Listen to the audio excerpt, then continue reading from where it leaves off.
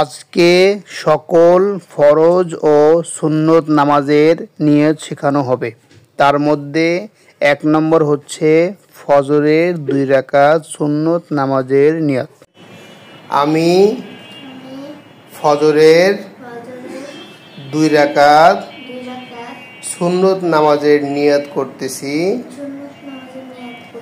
কিবলামুখী হয়ে। আল্লাহু আকবার। ফজরের ২ রাকাত ফরজ নামাজের নিয়ত করব এখন। আমি বলো। ফজরের ২ রাকাত ফরজ নামাজের নিয়ত করতেছি কিবলামুখী হয়ে। আল্লাহু আকবার। এখন জোহরের ৪ রাকাত সুন্নত নামাজের নিয়ত করব। যে আমি বলো জোহরের ৪ রাকাত সুন্নত নামাজের নিয়ত করতেছি কিবলামুখী হয়ে। আল্লাহু আকবার। এরপরে জোহরের ৪ রাকাত ফরজের নিয়ত করব।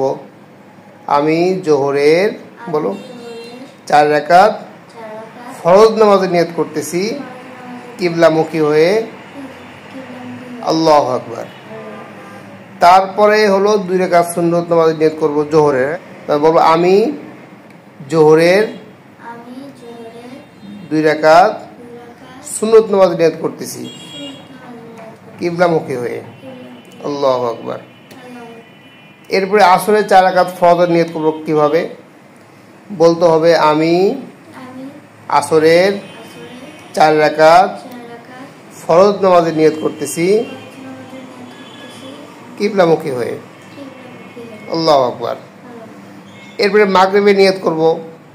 মাগরিবের ৩ রাকাত ফরজ। যে আমি মাগরিবের ৩ রাকাত ফরজ নামাজের নিয়ত করতেছি কিবলামুখী হয়ে। আল্লাহু আকবার।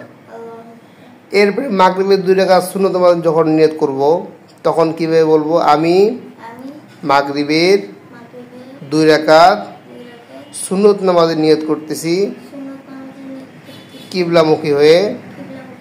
আল্লাহু আকবার। এবার এশা ৪ রাকাত ফরজ নামাজের নিয়ত করব কিভাবে? আমি এশার ৪ রাকাত ফরজ নামাজের নিয়ত করতেছি কিবলামুখী হয়ে। আল্লাহু আকবার। ঠিক আছে।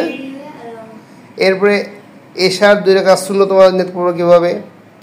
যে আমি এশার ২ রাকাত সুন্নত নামাজের নিয়ত করতেছি কিবলামুখী হয়ে।